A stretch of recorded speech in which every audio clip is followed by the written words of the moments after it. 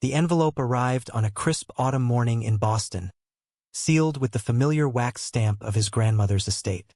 Ethan Harper's hands trembled as he tore it open, expecting the usual warmth from the woman who had raised him after his parents' accident. Instead, the words blurred before his eyes. Due to your lifestyle choices, you are hereby excluded from any inheritance. Ethan's world shattered in that instant, the betrayal slicing deeper than any knife. He had come out to her 2 years ago, hoping for acceptance from the one person who had always been his rock. But now, at 28, standing in his modest apartment overlooking the Charles River, he felt utterly alone, the weight of rejection pressing on his chest like an unyielding storm. Why me? Ethan thought, crumpling the letter in his fist. Grandma Eleanor had been the epitome of old-world values, a devout Catholic from a long line of conservative New Englanders. Yet, she had baked him cookies during college finals, listened to his dreams of becoming a writer without judgment. Or so he believed. The lifestyle choices clause wasn't just about money. It was a condemnation of his very being, of the love he shared with Marcus, his partner of 3 years. Marcus, with his steady job as a teacher and his quiet strength, had been Ethan's anchor. But how could he tell him this? The inheritance wasn't extravagant, but it was meant to secure their future. A house, maybe starting a family through adoption. Now, it was gone, evaporated because Ethan dared to love another man. Pacing the room, Ethan's mind raced with fury and hurt. He imagined her final days, dictating that will from her hospital bed, her frail voice laced with disappointment. Had she truly believed he could change? Or was this her way of punishing him posthumously? The questions gnawed at him, fueling a fire he hadn't known existed. He sat at his desk, staring at the blank screen, fingers hovering over the keyboard. Writing had always been his escape, but now it felt like a weapon. What if he wrote back, not to her ghost but to everyone? The family who had whispered behind his back at reunions, the cousins who averted their eyes when Marcus joined holiday dinners. One letter wouldn't suffice.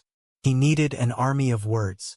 That night, as Marcus wrapped his arms around him in bed, Ethan confessed everything. "She cut me out because of us," he whispered, voice breaking. Marcus pulled back, his brown eyes searching Ethan's face. "Ethan, that's not on us. That's her prejudice." But Ethan shook his head, the inner turmoil boiling over. How could he accept that? It felt personal, a direct assault on their bond. Marcus suggested letting it go, focusing on their life together. "We don't need her money to be happy." Yet Ethan's heart rebelled. Happiness?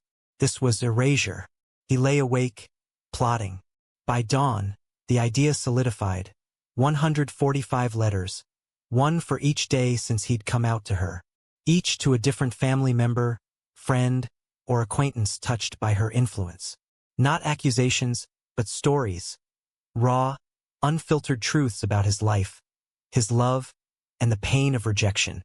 The first letter went to Aunt Lydia, the family matriarch after Grandma's passing. Ethan poured out his soul. The joy of meeting Marcus at a book club, the quiet evenings cooking together, the dreams they shared. But he didn't stop at romance. He delved into the hurt, questioning why faith demanded he deny his heart. "Is love only valid if it fits your mold?" he wrote, his pen scratching furiously. Sending it felt like exhaling a breath held too long. Lydia's response came swiftly, a terse email denying any knowledge of the will's details. But Ethan sensed the crack. She had forwarded it to others. Whispers spread through the family grapevine. Cousin Sarah called, voice hesitant. "Ethan, I didn't know. I'm sorry." Sorry? It wasn't enough. His inner voice screamed for more, justice, understanding, change. As letters flowed, 5 a day, meticulously crafted, Ethan's resolve hardened. To Uncle Robert, the staunch Republican who preached family values. "Your values excluded me long before the will." To his childhood best friend, now distant. "Remember when we dreamed of futures without limits? Mine has bars because of who I am." Each one chipped at the facade of normalcy. Marcus watched with growing concern. "Babe, this is consuming you. What if it backfires?" Ethan paused, doubt creeping in. Was he destroying bridges or building them? The conflict tore at him. Love for Marcus urged peace, but the wound from Grandma demanded reckoning. By the end of the first wave, 30 letters out, replies trickled in, some supportive, others defensive. One from a distant relative. "You're tearing the family apart." Good, Ethan thought bitterly. Let it tear if it means truth emerges. The media caught wind somehow. A leaked letter went viral on social media. Ethan's story trended under Disinherited for Love. Strangers messaged support, but family backlash intensified. His sister, Emily, the only sibling who'd stood by him, begged him to stop. "Ethan, Mom's heartbroken. Grandma's legacy is being dragged through the mud." Mom? Their mother had died young, but Emily meant the extended clan. Ethan's chest tightened. Was he the villain now? The one turning grief into spectacle? Yet, as he sealed the 31st letter, he whispered to himself, "This is for us. For every gay kid disowned." The high from the fight mingled with exhaustion. His mind a whirlwind of what-ifs. What if Grandma had lived longer? Could he have changed her mind? The questions haunted him, pushing him forward into the storm. The letters multiplied like echoes in a canyon, each one amplifying Ethan's voice across the fractured landscape of his family. By the 50th, sent to a second cousin in California, the responses had evolved from polite dismissals to heated debates. Family group chats, once filled with birthday wishes, now buzzed with arguments, some defending Grandma's traditional beliefs, others questioning the fairness of it all. Ethan scrolled through them late at night, Marcus asleep beside him, the blue light casting shadows on his face. Why does this feel like victory and defeat intertwined? He wondered. The inheritance was a symbol, but the real loss was the illusion of unconditional love. Grandma's rejection had unearthed a buried rage, one that now directed his every word. Marcus tried to pull him back. Over dinner in their cozy kitchen, he set down his fork, eyes pleading. "Ethan, I love you, but this crusade is changing you. We're supposed to be planning our life, not fighting ghosts." Ethan felt a pang. Marcus was right, yet the fire burned hotter. If I stop now, what does that say? That it's okay to erase us? Their conversations grew tense, laced with unspoken fears. What if the letters drove a wedge between them? Ethan lay awake, replaying Marcus's words. His partner deserved better than a man obsessed with vindication. But the inner conflict raged. Surrender meant accepting injustice. Fighting meant risking everything. He chose to fight, drafting the next batch with renewed fervor. One letter stood out, to Reverend Hayes, the family pastor who'd known Grandma for decades. Ethan challenged the scriptures used to condemn him. "If God is love, why does your interpretation exclude mine?" The reply was a sermon in email form, quoting verses, urging repentance. It stung, but Ethan shared it anonymously online, sparking wider discussions. LGBTQ+ advocacy groups reached out, offering platforms. A podcast interview followed, where Ethan spoke haltingly about the pain. "It's not just about money. It's about being seen as human." Listeners flooded his inbox with stories of their own disinheritances, fueling his resolve. Yet, doubt whispered, "Am I exploiting my grief for attention?" The thought made his stomach churn. Family gatherings became battlegrounds. At a cousin's wedding in Connecticut, whispers followed Ethan and Marcus like shadows. Uncle Robert cornered him by the bar. "You've shamed us all, boy." Grandma would be horrified. Ethan's blood boiled. She shamed herself by rejecting her own blood. The exchange escalated, voices rising until Marcus intervened, pulling Ethan away. In the car ride home, silence hung heavy. "Was that worth it?" Marcus asked softly. Ethan stared out the window, tears pricking his eyes. Worth it? The question echoed in his mind, a constant torment. He wanted reconciliation, but each letter seemed to widen the chasm. Still, he pressed on, reaching the 80th, to his own father figure, Grandpa's brother, who had passed years ago, but Ethan wrote as if to his memory, sealing it in a time capsule of sorts. The turning point came with a call from Emily. "Ethan, some aunts are talking about contesting the will in your favor. Your letters. They're making people think. Hope flickered, but suspicion followed. Was this genuine change or damage control? Ethan's heart raced with mixed emotions. Elation at potential victory, sorrow at the cost. He confided in Marcus, who hugged him tightly. See? It's working. But Ethan pulled away slightly, his mind swirling. Working for what? The money felt tainted now. It was about forcing eyes open, about Marcus and him walking into family events without judgment. Yet, as he penned the 81st, to a homophobic relative who'd once called him confused, the words flowed with raw vulnerability. Your words cut deeper than any disinheritance. Sending it, he felt exposed, raw. Social media amplified the drama. Hashtags evolved to 145 letters, with supporters and critics clashing online. A conservative blogger labeled Ethan a family destroyer, while allies praised his courage.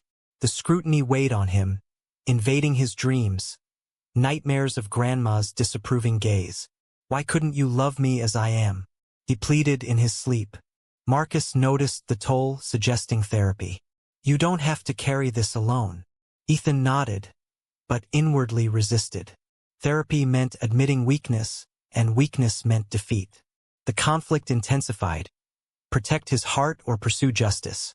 By the 100th letter, sent to a childhood neighbor influenced by grandma's views, exhaustion set in. Replies varied, some heartfelt apologies, others vitriolic defenses. One from Aunt Lydia. You've opened my eyes, Ethan. I was wrong. Tears fell as he read it, a crack in the armor of his anger. But the high was short-lived. Marcus confronted him one evening. I feel like I'm losing you to this. When's enough? Ethan's defensiveness flared. Enough when they accept us fully. The argument escalated, words like daggers. Marcus stormed out for a walk, leaving Ethan alone with his regrets. Staring at the stack of envelopes, he questioned everything. Was love worth this war? The inner turmoil peaked, a storm of guilt and determination. He wrote a letter not for sending to himself. Don't lose sight of why you started. It grounded him, but the emotional weight grew heavier, each letter now a burden as much as a release.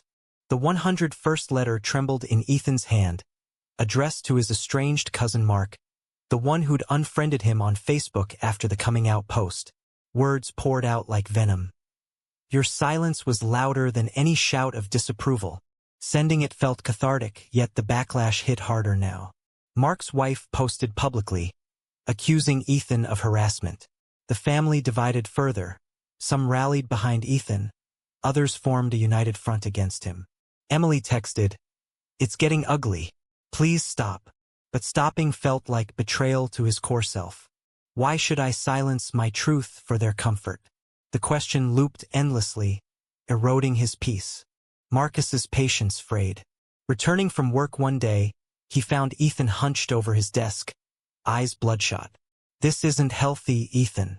We're arguing more than ever. Ethan's heart ached at the hurt in his voice. He loved Marcus fiercely. The way he laughed at bad jokes, how he supported Ethan's writing dreams. But the campaign had become an obsession, overshadowing their relationship. I need to finish this, Ethan insisted, voice cracking. Marcus sighed, touching his shoulder. At what cost? The words lingered, fueling Ethan's guilt. Nights blurred into self-doubt. Am I fighting for us or against my past? He imagined alternate lives. Ones where grandma accepted him, where family embraced Marcus. The what-ifs tormented him, pushing him to write with desperate intensity. A bombshell dropped with the 120th letter, to the estate lawyer. Ethan demanded transparency. How could you draft a will that discriminates? The response was clinical, citing legality in some states, but it ignited media frenzy. News outlets picked up the story. Gay man challenges homophobic will with letter campaign. Interviews requests flooded in. Ethan appeared on a morning show, voice steady but eyes betraying turmoil. It's about dignity, he said. Viewers empathized, donations poured into a GoFundMe for legal fees. Yet, fame brought trolls, hate mail accusing him of greed. One message read, "You're no victim. You're a manipulator." Cut deep, echoing his fears. Am I? The doubt gnawed, making him question his motives. Family confrontations peaked at a virtual reunion Zoom call. Aunt Lydia, tearful, admitted, I influenced her will. I thought it would save you. The confession stunned everyone. Uncle Robert exploded. This is nonsense. She had every right. Chaos ensued. Muted mics, heated chats. Ethan, heart pounding, spoke up. Rights don't justify hate. The call ended abruptly, but seeds of change sprouted. Cousins reached out privately, sharing their own struggles with identity. One, a closeted teen, thanked him. Your letters give me hope. Ethan's emotions surged, pride mixed with sorrow. He was catalyst for others, but at home Marcus grew distant. I miss us, Marcus whispered one night. Ethan's chest constricted. Miss us? We're right here. But he knew the truth. The letters had stolen his presence. Pushing toward the 130th, to a family friend who'd witnessed Grandma's decline, Ethan delved deeper into vulnerability. Her fear stemmed from ignorance, but it doesn't excuse the pain. The reply was compassionate. She loved you, Ethan, in her flawed way. He humanized her, cracking Ethan's armor. Tears flowed as memories resurfaced. Grandma teaching him to garden. Her proud smile at his graduations. Why did love twist into rejection? The inner agony intensified, blending grief with anger. Marcus suggested a break. Let's get away, recharge. Ethan agreed, but even on a weekend in the Berkshires, his mind wandered to unsent letters. I'm sorry, he told Marcus by the fireplace. I let this consume me. Marcus nodded, but the rift lingered, a silent wound. Back home, the 140th letter, to Emily, poured out gratitude and regret. You've been my ally, but I've hurt you too. Her call followed, voice choked. Ethan, the family's splintering, but some are changing. Aunts want to meet you and Marcus properly. Hope battled cynicism. Changing or placating? The conflict raged within, tearing at his soul. As he prepared the final five, exhaustion hit like a wave. Marcus held him. You've done enough. But enough for what? The campaign had exposed prejudices, sparked dialogues. But had it healed anything? Doubts multiplied, each one a dagger to his resolve. The emotional torrent built, promising a climax he both craved and feared. The 141st letter, to a long-lost uncle in Texas, carried the weight of accumulated pain. Your absence mirrored the family's rejection, silent but profound. Sending it unleashed a flood of responses from unexpected quarters. A conservative relative messaged, I've been wrong. Let's talk. Ethan's heart soared briefly, then crashed into skepticism. Talk? After years of judgment, the inner war escalated. Forgiveness versus holding grudges. He paced the apartment, Marcus watching worriedly. Babe, this could be real change. Ethan snapped. Or manipulation. The outburst hung in the air, revealing how deeply the hurt had burrowed. Why can't I trust anymore? The question haunted him, eroding the man Marcus fell in love with. Media pressure mounted. A national news segment featured Ethan, dubbing him the letter warrior. Strangers shared his story, but family members decried the publicity. Uncle Robert emailed a cease and desist threat. Stop or face legal action. Panic gripped Ethan. Had he gone too far? Marcus comforted him. They can't silence truth. But Ethan's mind spiraled. Truth at the expense of peace? He wrote the 142nd to the Reverend again, pleading for understanding. Bridge faith and love, not divide. No reply came, amplifying his isolation. Nights dissolved into tears, memories of Grandma's laughter clashing with her final act. If she loved me, why this? The grief intensified, a raw ache that no letter could soothe. A family intervention loomed. Emily organized a gathering in Boston, neutral ground. Ethan arrived with Marcus, nerves frayed. Aunts, uncles, cousins filled the room, tension thick. Aunt Lydia spoke first. Your letters hurt, but they woke us up. We're amending the estate, sharing equally. Cheers from some glares from others. Uncle Robert stormed out, muttering slurs. Ethan stood, voice trembling. This isn't just about money. It's about acceptance. Debates erupted, scripture versus equality, tradition versus progress. Marcus squeezed his hand, a silent anchor. But inside, Ethan fractured. Victory tasted bitter. Had he forced change or bred resentment? The emotional maelstrom peaked, guilt over the pain he'd caused warring with pride in his stand. Post-meeting, Ethan drafted the 143rd. To Marcus, unsent but therapeutic. You've endured my storm. I fear I've drowned us. Reading it aloud to him, tears flowed. Marcus held him. We're stronger for it. But doubt lingered. The 144th went to the estate's beneficiaries. Share not out of pity, but understanding. Responses varied, some gracious, others begrudging. One cousin admitted, I was jealous of your courage. It humanized the foes, softening Ethan's edges. Yet, the toll showed, sleepless nights, strained smiles. Why does justice demand so much? He questioned his path, the inner dialogue a cacophony of regret and resolve. The final letter, the 145th, was to Grandma's grave, symbolic, buried at her site. I forgive you, but I won't forget. Visiting alone, Ethan knelt, sobs racking him. Memories flooded. Her stories, her hugs, the rejection's sting mingled with love's remnants. Why couldn't you see me? Returning home, Marcus waited with open arms. It's over, Ethan whispered. But was it? The family shifted. Invites to events included Marcus. Apologies trickled in. Yet, scars remained. Ethan's heart, battered, began mending. But the emotional depth of the journey left him forever changed, pondering the cost of truth. With the letters complete, a fragile peace settled over Ethan's life, but the undercurrents of turmoil churned relentlessly. Family dinners, once minefields, now held tentative olive branches. Aunt Lydia asking Marcus about his teaching, cousins sharing stories without barbs. Yet, Ethan sensed the fragility. Uncle Robert's absence loomed like a ghost, a reminder of unresolved rifts. Why does acceptance feel so hollow? He agonized inwardly. The inheritance redistribution came through funds for a home, security. But the money felt like hush payments, not genuine amends. Marcus celebrated. We won. Ethan forced a smile, but inside, victory echoed empty. Had he changed hearts or just behaviors? Social ripples extended beyond family. Ethan's story inspired a nonprofit for LGBTQ+ estate rights, with him as reluctant spokesperson. Speeches drained him, reliving the pain nightly. It's worth it, Marcus encouraged. But Ethan withdrew, doubts festering. Am I a hero or a hypocrite? The inner conflict raged fiercer than ever.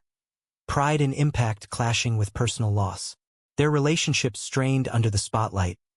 Paparazzi snapped photos, turning private moments public. Marcus confessed, I miss anonymity. Ethan's guilt surged. I've dragged him into my war. Apologies flowed, but the damage lingered, a constant ache. A pivotal confrontation arose when Emily revealed a hidden truth. Grandma regretted the will in her last weeks, but pride stopped her from changing it. The words hit like thunder. Regretted? Ethan's world tilted. Why didn't she say? Anger resurfaced, directed at the silence that bred all this. He confronted Aunt Lydia.